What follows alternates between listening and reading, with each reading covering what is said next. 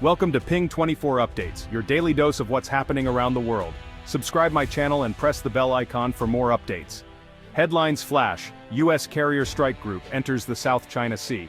China conducts live fire drills near Taiwan. Philippine Coast Guard confronts Chinese vessels. These aren't just news, they're signals of a new, tense era in the Indo-Pacific. The world's busiest shipping lanes are now the front lines of a high-stakes contest between the U.S. and China.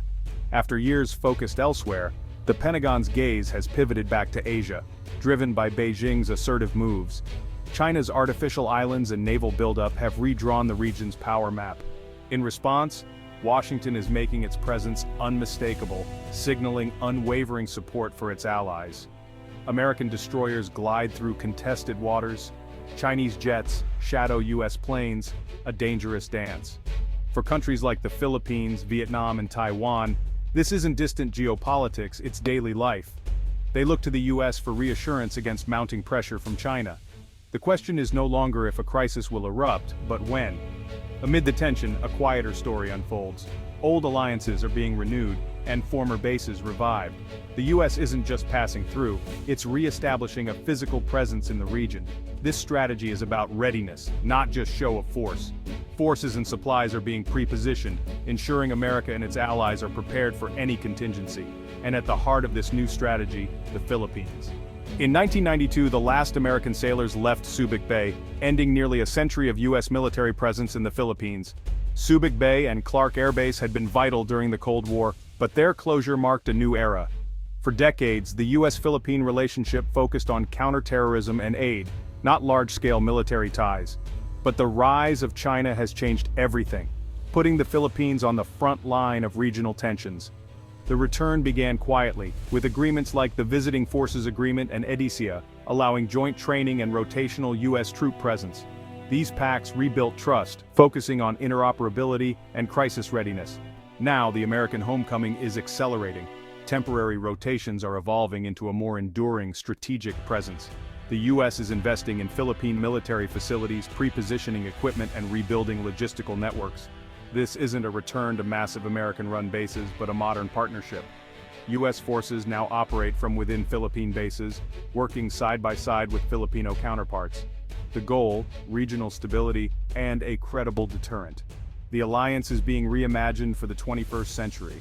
The Philippines is once again central to America's Pacific strategy. In 2023, the U.S. and the Philippines expanded EDICA, granting U.S. forces access to 4 new strategic sites, now 9 in total. This move sent shockwaves through the region, signaling a deepening alliance.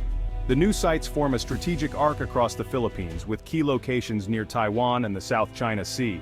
These bases offer the U.S. unprecedented flexibility for operations, humanitarian, surveillance, and rapid response. They allow for dispersal of assets, making them less vulnerable to attack. The U.S. funds new facilities, but the Philippines retains ownership, a true partnership. For America, it solves the tyranny of distance, placing forces closer to potential flashpoints. For the Philippines, it brings a powerful ally to its shores, deterring aggression. The deal also brings investment, modernizing the armed forces of the Philippines. It's a mutually beneficial arrangement, strengthening both nations. The handshake between defense officials marks a new era of security cooperation. The alliance is now more integrated and resilient than ever. These sites are the backbone of a forward U.S. presence in Asia. Together, they form a strategic shield across the region. Make no mistake, the expanded U.S. presence in the Philippines is all about countering China.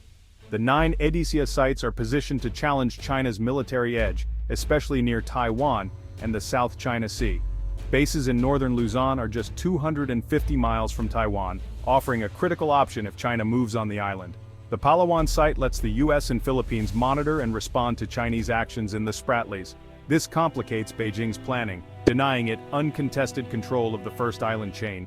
Any Chinese operation must now account for U.S. forces operating from multiple Philippine locations. This uncertainty is the essence of deterrence. The EDCA sites enable rapid U.S. response, contact, blunt, and surge if a crisis erupts. Without these forward positions, U.S. intervention would be slower and riskier. The alliance is now a direct obstacle to Chinese ambitions in the region. Subic Bay, once the heart of the U.S. 7th Fleet, is making a dramatic comeback. Its deep-water harbor and world-class infrastructure make it a strategic gem. just 150 nautical miles from contested waters. After the US left, Subic became a commercial hub, but its military value never faded. Generations of Americans and Filipinos forged bonds here. Its revival is both strategic and symbolic. Under EDCA, the US isn't taking over Subic, but partnering to revitalize its military potential. Parts of the Freeport will support logistics, ship repair, and resupply for both nations. A US-backed deal secured the massive Hanjin shipyard, blocking a Chinese takeover. The shipyard now services commercial and military vessels, including the US Navy. Subic's return is a full-circle moment for the alliance. The base's muscle memory still exists in both militaries. Subic Bay is no longer just a memory, it's the future of US-Philippine cooperation. Its revival cements the alliance's role in regional security. Subic is once again a linchpin in America's Pacific strategy. The most ambitious plan for Subic Bay is a joint US-Philippine ammunition manufacturing and storage hub. This facility aims to be one of the world's largest allied munitions stockpiles, addressing vulnerabilities exposed by the war in Ukraine. Phase 1. Secure storage for everything from small arms to precision-guided missiles, pre-positioned for rapid response. This slashes resupply times in a crisis. Munitions are hours, not weeks, away from the front. Phase 2. Local co-production, leveraging US technology and Filipino labor. This builds a resilient, regional defense industry and reduces reliance on distant supply chains. For the Philippines, it's a chance to launch its own defense sector and create high-skilled jobs. For the US, it ensures a secure, forward-deployed source of munitions. The hub will serve both nations with stockpiles for the armed forces of the Philippines. It's the deepest level of trust and integration in the alliance yet. Subic Bay is becoming the logistical backbone of collective defense. This project transforms the alliance from consumer to producer. The Subic Ammo Hub is driven by both security and economic imperatives. President Marcos Jr. is modernizing the military and taking a tougher stance against Chinese aggression. The hub is central to this strategy, giving the AFP real deterrent power. Economically, the project brings billions in investment and thousands of skilled jobs. It spurs supporting industries and boosts the local economy. For the US, the hub solves the tyranny of distance, ensuring stockpiles are in theater before a crisis. This shift to just-in-case logistics is key to US Indo-Pacific strategy. The AFP's modernization needs drive the project. New jets and ships need reliable munitions. Co-production ensures sustainable, affordable stockpiles for both nations. US investment directly strengthens its ally. The relationship is now truly symbiotic. Subic is where security and prosperity meet. Such a project needs more than handshakes. It's built on treaties and trust. The 1951 Mutual Defense Treaty commits both nations to each other's defense. Recent U.S. statements confirm this includes the South China Sea. EDCA, signed in 2014, allows U.S. assets at Philippine bases. Subic's hub will operate under this framework. The facility remains under Philippine sovereignty, with U.S. rotational access.